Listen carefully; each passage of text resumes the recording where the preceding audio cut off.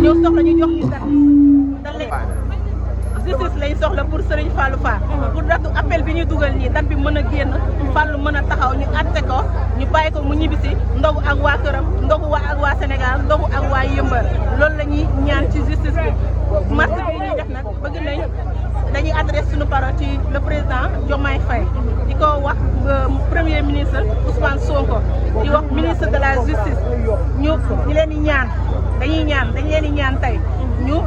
dossier Fallou Fall bi ñu ubbi waat ko atte waat ko libéré ko mu dellusiwaat ci askanam loolu lañ leen di ñaan. dem nga fa dem ngeen ko boobaa ak léegi ba tànnaam ngeen dem nañ fa. Fall mi ngi ci jaamu mi ngi ci salaam wax dëgg fa yàlla góor yàlla la Baye Fall la mi ngi koy dund ni mu ko war a dundee ndax xam na ne moom liñ koy tuumaal defu ci dara moo tax mi ngi ci jaamam ci salaam amul benn stress wallahi azim amul benn stress mi ngi gis lépp nag lépp lu journaliste yi di def li ñuy dugal yëpp moom mi ngi koy gis lépp mi ngi koy gis. d'accord ñi nga xam ne mooy avocat yi ñoom dañ la taxawee ci manifestation ak kàddu gi am nañu def avocat yi aussi def nañ loolu def ko un élément nouveau ci dossier bi. bien sûr avocat yi déglu nañ ñëpp déglu nañ vidéo yi fi xew yëpp ñoom ñëpp déglu nañ ko vidéo yi àdduna bi yëpp dégg nañ ko ñëpp tasaare woon ñëpp dégg nañ moom li mu wax te déjà am na ñoo xam ne déjà ñi ngi doon joxe seen point de vue ci li mu wax kon dañ leen di bàyyi ñoom avocat yi ñoom tamit ñu def seen liggéey. seen papa ji nga xam ne tey moo témoigné woon jëm ci Fall ba li ñu doon def moom gis nga rëcc na gis nga moo ci kaw tey ñu ko gisee tey dara daal nekk sama papa moom dañ kaa dugal te moom xam na loolu yëpp léegi ñu ngi suñu jàmm ñu ngi suñu salaam wax dëgg fa yàlla. ñu dégg que ne ci forfait ci woo bay moom sa papa dem na fa ba seeti doom. waaw dem na fa seeti ji na ko waaw saafante nañ waxtaan nañ nekk nañ ci jàmm macha allah. ñu gis ne sénégalais yi jàppoon nañ xeex bi def ko seen xeexu bopp boobaak léegi changement am na ci mbir yi wala. waaw changement am na parce que nit ñi ñu ngi ñuy dooleel tey boo xoolee population bi yëpp génn nañ tey ñi fi nekk ñëpp mën a wax ne yëmbal lañ dëkk tey boo gisee presse bi ni ñu fi ñëwee nit ñi nga xam ne ñoo ñu ëpp fonction comme honorable député ak ñeneen ñi fi nekk ñëpp nga xool policiers yi nit ñi accompagné nga war a xam ne mbiru Fallou avancé na bu baax a baax. am ngeen yaakaar waaw loolu la ñuy maas loolu la ñuy ñaan justice bi loolu la ñuy ñaan ñu ubbi dossier bi ñu xoolaat mbiru Fallou Fall ñu bàyyil ñu ko mu ñibbisiwaat korité ci këram ndogoo ci këram. jugement bi non date bi génnagul loolu moo waral marché bi date bi génnagul léegi maa ngi remercier waa Yëmbal maa ngi remercier waa Mbedd Fass di remercier sama maire yi aw ma seen fay ñoom ñëpp a ngi fi te dañoo woor te ñëpp xam ne tey premier jour la ci koor gi métti na trop naaj bi tàng na ñuy dox egsi ba fii ñoom tàyyiwuñ ci mbiru Fallou Fall maire Mbedd Fass yëpp su ma waxee tan soor a kañ gi moom wax naa ñëpp bàyyi naa ko mu eggaleel ma lépp ak maire Mbaye ñu eggaleel ma lépp ci loxo yi ñëpp di ñaanal sénégalais yëpp nag di ñaanal sénégalais yëpp di leen wax ne gis nañ taxawaay bi kontaan nañ trop ak waa diaspora bi yëpp jërëjëf kontaan nañ merci beaucoup. ñu génnee ay kilifa yu nekk biir Yëmbal parce que doomu Yëmbal la ñu tooñ ko te doomu Yëmbal bu ñu ko tooñee dafa jaadu waaye Yëmbal yëpp génn ñëw taxaw doomu Yëmbal même en dehors doomu Yëmbal doomu Sénégal la doomu banlieue la te tey boo xoolee nekkul waa Yëmbal kata ñoo fi nekk am na ñu jóge fu nekk daal di ñëw taxaw pour Serigne Fallou Fall injustice bi ñu ko teg ñu teggi ko te ñun loolu kase lañ ci jublu nekkul dañu ñëw pour menace ñëwuñu pour acharné wu ci nit ñëwuñu pour tamit di def ay provocation dañoo ñëw pour waxtaan ak justice leen ñaan parce que tey jii ñoom seen liggéey lañ nekk nit ñun duñ ñëw di jàngal justice liggéeyam ñoom ñooñu gën a xam li ñu war a liggéey ñun tamit dañ leen di ñaan nit tamit day juum première atte Sénégal du dara nit fii gis nañu ba taay ñu atte fi nit premier atte tëj ko 20 ans mu def appel deuxième atte ñu bàyyi ko ne tëgooñ ko dara kon ñun si loolu noonu moom la ñuy séenu ci Serigne Fallou Fall ñu leen di ñaan nag képp ku nga xamante nii yaa ngi dox si dossier Serigne Fallou Fall wala yaa ngi si téye dossier Serigne Fallou Fall ñu gaaw ko ubbi xoolaat dossier bi ñu gaaw attewaat dossier bi pour ñu bàyyi Serigne Fallou Fall mu am ak liberté parce que place am nekkul prison. est-ce que ngeen mobiliser ay éléments yi ñu ko xam ngeen ko jox li nga xam mooy attaque non loolu ñun nekkul suñu liggéey loolu liggéeyu avocat la te ñoom it mooy li ma la wax si justice rek ñoom nekkul ñoom tamit ñun ñoo leen di jàngal seen liggéey yaakaar naa ne avocat yi ñoom liñ ci mën ak liñ ci xam ñun xaaj ba xaajaat ba ñun xamuñu ko loolu yëpp dañ koy jël te ko seen loxo ñoom ñu doxal ak justice parce que yaakaar naa ne ñoom ñoo ñu gën a jege si seen daal non avocat yi xam nga tey ji liñ naan dossier bu nekk en cours nekkul lépp lañ mën a génnee si penc bi wax ko kon am na loo xam ne nii ñun avocat yi duñu ko wax ba pare ñun ñëwaat si penc bi di ko wax ñëpp di ko dégg day mel ni que yow avocat bi mu la wax gëmoo ko wala wóoluwoo ko day mel ni jaxase nga xaar nit ñi léegi li mu wax noonu su fekkee amul te moom li mu wax noonu sabab la rek xamuñu ba xam day am wala du am ndax fii kenn xamul ba xam boo tourné di nga yegg sa kër loolu yëpp yàlla leer moo tax it ñoom li ñuy wax ñun mu ngi si ñun ñu ngi koy réservé ba keroog loolu di sotti incha allah te am nañ yaakaar dina sotti bu soobee yàlla.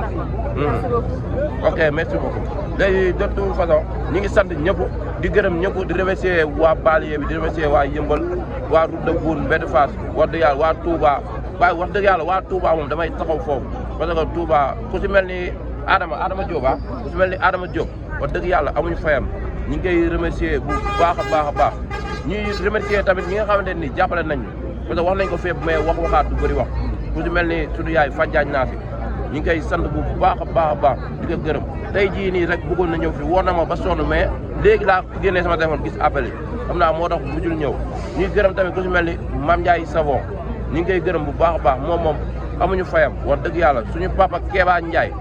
ñu ngi koy gërëm bu baax a baax kooku moom mention spéciale wax dëgg yàlla amuñu fayam benn yoon suñu papa Kéba Ndiaye ñu ngi koy sant bu baax di ko gërëm di nuyu nag suñu yaay Soda Kandji di ko jaal tamit tey dafa am décès magam moo wàcc liggéey moo tax ñu bëri sax di ñi la moo tax gisuñu maire Soda mais loolu moo waral tey ji gisuñu ko di nuyu waat tamit bu baax a baax honorable député Mouhamed Souaré ni ko wax ni moom doomu Yëmbal la mi ngi taxawu Yëmbal mi ngi ñëw si ñun en tant que doomu Yëmbal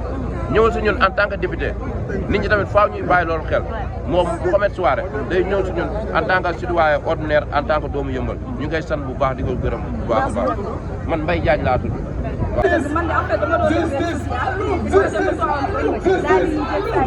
daal di jël man wax dëgg fa nekk yàlla war nañu see wax parce que Fall suñu doom la ak lu ñu bind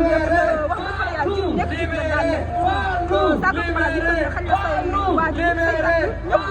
wax dëgg fa yàlla bu xool lii xam ne Fall am na ñaan wax dëgg fa yàlla parce que instant premier jour ko leer yeeg baa yi ñu ko jëm di marché ñun ñi nga xam ne am nañu war a def dañoo bàyyi ñu ko def sax ñu marché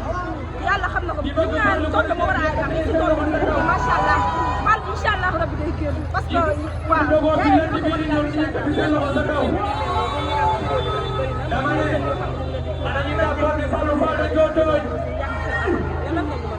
àdduna bi moo mel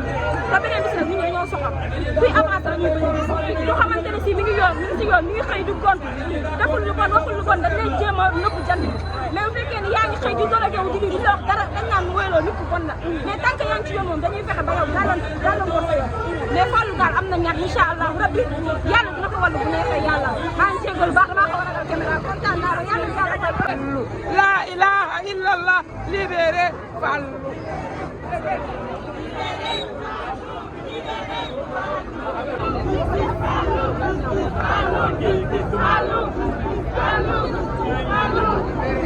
collectif qui lutte pour la libération de Fallou Fall. Et qu'est-ce qui motive cette manifestation? Aujourd'hui, on a organisé cette manifestation dans le but d'abord de sensibiliser les populations, mais aussi de mobiliser les troupes sur le dossier Fallou Fall. Parce que depuis des mois, les populations yémenoises, l'opinion nationale et internationale est en train de s'enquérir du dossier de Fallou Fall. C'est la raison pour laquelle aujourd'hui nous avons décidé d'organiser une marche pacifique pour sensibiliser, de mobiliser les troupes pour que la justice sénégale puisse réouvrir le dossier Fallou Fall, donc qui est accusé à tort sur le dossier de viol. Raison pour laquelle nous tous qui sommes là, nous sommes en train de se solidariser, en train de faire des actes pour solidariser, pour soutenir le Sénégal de faire Fallou Fall. Vous avez partagé la prison avec Fallou Fall.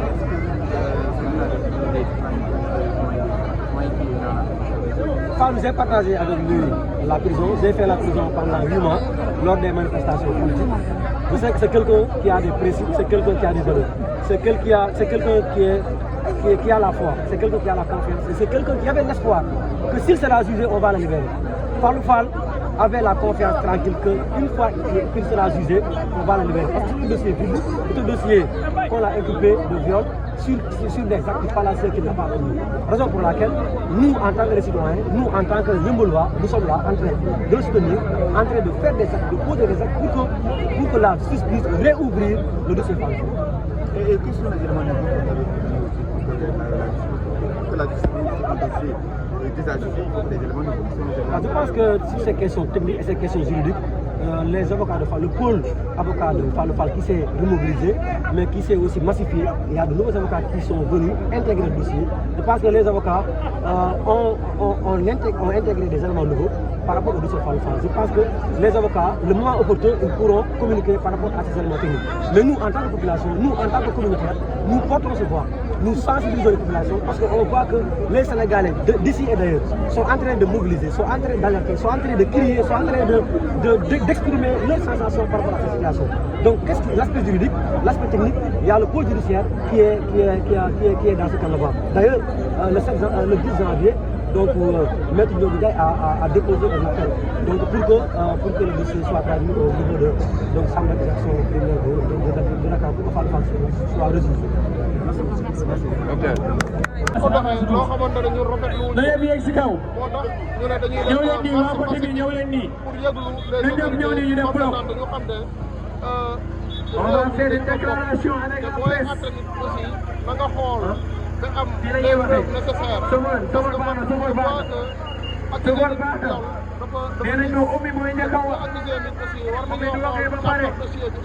fii ñu ngay def version français. après may wax ñu daal di jàll ñu daal di def sunu doxam yaxtu. ñaan yàlla ñu bis ñëpp ñu si jàmm ak salaam. merci commandant Dione. kontaan nañ si yow. war ko jugé pendant 5 ans jugé wuñ ko ñu koy jugé tëjaat ko 10 ans muy 15 ans. voilà yaakaar naa ne même bu dee viol sax dañ ne lekk fait sont qualifiés à 10 ans mooy acte criminel mais nag. Somone na ñëw tuuti micro bi day dem. am nañu. ma ne ko micro bi day dem. ak kóolute boo xamante ne ñoom ça va les interpeller parce que ils ne sont pas mal intentionnés pour mën a jël rek doomu askan bi tëj ko ci kaso. donc ñoom tamit ñu leen di woo naan il faut humaniser les textes il faut les revoir. certificats médicaux yi nga xamante ne dañ koy délibérer comme ça. war nañoo xool nan lañ koy defee contre expertise parce que yomb na trop. man accusé la dem wuti certificat médical dugal ko rek yow ñu jàpp la ci. loolu laa ci doon message bu may bàyyi mooy la presse. ba gis tey ñu jàppoo nekk benn lépp loo xamante ne difficulté yëpp war nañ ko mën a surmonter moo tax j'appelle aux dignes fils de Yeumbeul ñun ñëpp ñu dajaloo nekk benn comme un seul homme mën a liggéey ensemble pour le développement de Yeumbeul parce que lii rek moo mën a siggil askan Yeumbeul li ñu naan agression yeeg lépp a ngi fi am na fi d'accord mais Yeumbeul am na jeunes yu baax yoo xam ne ils sont conscients de leur avenir te ñun merci la presse. xam nañ ne lii yëpp libéré. du dëgg du yoon dañoo bëgg a jaxasal doomu jàmbur. waaw loolu tax ñu woo état bi autorité yi honorable yi ñu taxaw ñu xam ne actuellement changement am na. dañ bëgg waa Yeumbeul na ñëpp génn. on le dit pas on le dit. station Yeumbeul la ñuy yem. on vit ce changement. te duñ demee tournoi Yeumbeul ñu ñëpp dinañ taxaw. tey dañoo war a dañoo leeral bëgg yoon def Sénégalais changement moo fi am. dañoo bëgg Fallou ñu attewaat ko. justice qui ne défend pas les li ñu bëgg mooy qui n'affaiblit pas les faits. Fallou ñu arrête ñu attewaat ko. loolu lañ soxla te loolu la ñu woo gouvernement bi loolu la ñu woo honorable yi parce que ñun aussi Yeumbeul soxla nañ seen doom Fallou Fall ne peut pas être fiancé du désespoir xale bu war a am avenir xale bu war a jëriñ boppam la jëriñ famille justice bu équitable moo ñu gën a saako justice bu équitable lañ bëgg suñu liberté lañ soxla suñu souveraineté lañ soxla dañoo bëgg retrouver suñu zone de confort mënuñu nekk suñu réew ku la ëpp doole wan na ko ku la ëpp alal wan na ko ba pare état bi toog koy seetaan ñoo ngi ci woo député yëpp yi nga xamante ne ñoom nee nañ état bi lañ fi nekkal ñoom nee nañu askan bi lañ fi nekkal baatu askan baa ngi nii askan bi nee nañ justice bu équitable lañ soxla dañoo soxla justice bu équitable soxla wuñu benn détail bëgguñu benn police lu ñu soxla mooy justice bu équitable te justice bu équitable nañ ko def ci instance yëpp ci tribunaux yi gendarmerie police fépp nañ ko fa def loolu lañ soxla te ñoo ngi ciy woo autorité yëpp ak honorable yëpp ñu jël ñu taxaw ci lii ba xam ne changement am na si parce que lu ñu bëgg mooy Fallou ñëpp di gis nañ intervention yi Sénégal musul am animation bu mel nii tey buñ demee ba toll fii nii c'est parce que Sénégalais on en a marre dañoo sonn ci injustice dañoo sonn demal Rebeuss y a pas mal de jeunes yoo xamante ne